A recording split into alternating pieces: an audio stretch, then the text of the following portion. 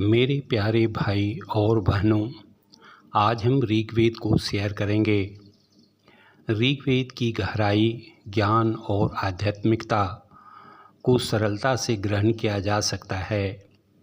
यह केवल मंत्रों का संग्रह नहीं, बल्कि उस युग के मानवता की खोज, प्रकृति के साथ संवाद और दैवीय शक्तियों की अनुभूति का एक विलक्षण कथा है।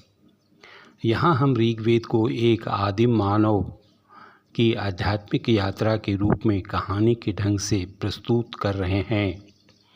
बहुत समय पहले की बात है, जब पृथ्वी पर न गांव थे न शहर। मनुष्य जंगलों में रहते थे, आकाश की ओर देखते और सोचते थे, यह सूर्य कौन है, यह अग्नि जलती कैसे है, बारिश क्यों होती है। इन प्रश्नों से नई चेतना जन्मी, ज्ञान की इच्छा। यहीं से शुरू होती है ऋग्वेद की कहानी। अग्नि की स्तुति, प्रकाश का प्रथम देवता। मनुष्य ने देखा, जब वह पत्थर रगड़ता है तो अग्नि उत्पन्न होती है। उसने समझा, यह अग्नि केवल ताप नहीं देती, यह जीवन देती है, भोजन पकाती है, अंधकार दूर करती है। तो उन्होंने अग्नि से कहा, हे अग्नि, तू हमारा पुरोहित है, तू देवताओं तक हमारी बात पहुंचाता है, तू शुद्ध है, तेजस्वी है, हम तुम्हें आहुति देते हैं। ऋग्वेद मंडल 1 सूक्त 1। अग्नि बना ऋग्वेद का पहला देवता, ज्ञान और यज्ञ का प्रतीक। इंद्र की गाथा, विजेता और रक्षक। फिर एक संकट आया, सूखा, न वर्षा हुई न अन्न उपजा। तब ऋषियों ने एक महान योद्धा देवता को पुकारा, इंद्र। इंद्र ने असुर वृत्त को हराया, जो जल को रोक कर बैठा था, और वर्षा को मुक्त किया। हे इंद्र, तू वज्रधारी है, तूने वृत्त को मारा और नदियों को बहाया, तू बलशाली है, वीरों का वीर है। इंद्र बना वह शक्ति जो संकट में रक्षा करता है। वह मनुष्य की आशा और प्रकृति शक्तियों की विजय का प्रतीक बन गया।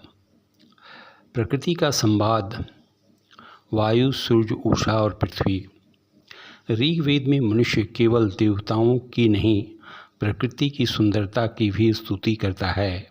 जैसे वायु, जीवनदायिनी शक्ति, सूर्य, सत्य और ज्योति का प्रतीक, उषा अर्थात भोर की देवी, नवचेतना और नई आशा, पृथ्वी, माँ के समान सहनशील और पोषण देने वाली। हे उषा, तू अंधकार को हरा कर आती है, तू सुंदर रथ पर सवार है, तू हमें चेतना देती है।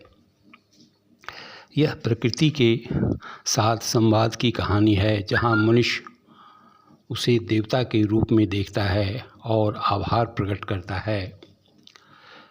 जीवन की सामाजिक कथा, परिवार, यज्ञ और कर्तव्य। ऋग्वेद केवल देवताओं की नहीं, मानव जीवन की व्याख्या भी करता है। गृहस्थ जीवन की गरिमा, स्त्री और पुरुष की समानता, यज्ञ के माध्यम से समाज में सहयोग और कर्तव्य भावना। जहाँ स्त्रियाँ सम्मानित होती है, वहाँ देवता निवास करते हैं। ऋग्वेद की भावना। एकत्व की खोज, एक सत्य अनेक रूपों में ऋग्वेद का सबसे सुंदर संदेश है। एकं स्वद्विप्रा बहुधा वदन्ति, सत्य एक है, ज्ञानी उसे अनेक नामों से पुकारते हैं। यह उस चेतना की कहानी बताती है, चाहे तुमसे इंद्र कहो, अग्नि कहो, सूर्य कहो या वायु, सत्य एक है। ऋग्वेद की समाप्ति नहीं, शुरुआत है। ऋग्वेद एक ग्रंथ नहीं, एक यात्रा है, आत्मा से ब्रह्म की ओर। यह ज्ञान की चिंगारी है जो आज भी विज्ञान, दर्शन, अध्यात्म और साहित्य में प्रेरणा देती है।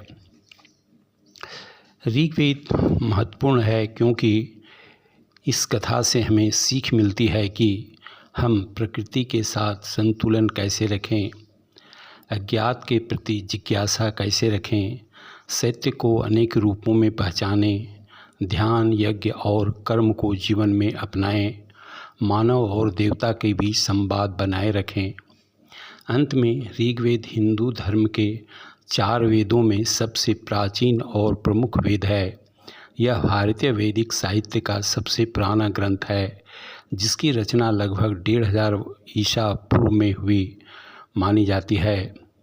यह एक संहिता ग्रंथ है जिसमें लगभग 10 मंडल अर्थात अध्याय, 1028 सूक्त अर्थात स्तुतियाँ और 10,600 से अधिक ऋचाएँ अर्थात वैदिक मंत्र हैं। इसमें देवताओं की स्तुति, प्रकृति की शक्तियों, यज्ञ की विधियों, जीवन के दर्शन, सामाजिक सिद्धांत और आध्यात्मिक चिंतन शामिल हैं।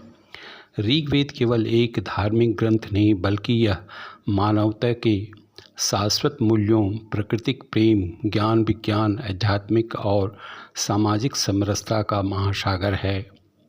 आधुनिक युग में जब मानवता मूल्यहीनता, भौतिकवाद और आध्यात्मिक शून्यता से जूझ रही है, तब ऋग्वेद हमें प्रकाश, शांति और दिशा देता है।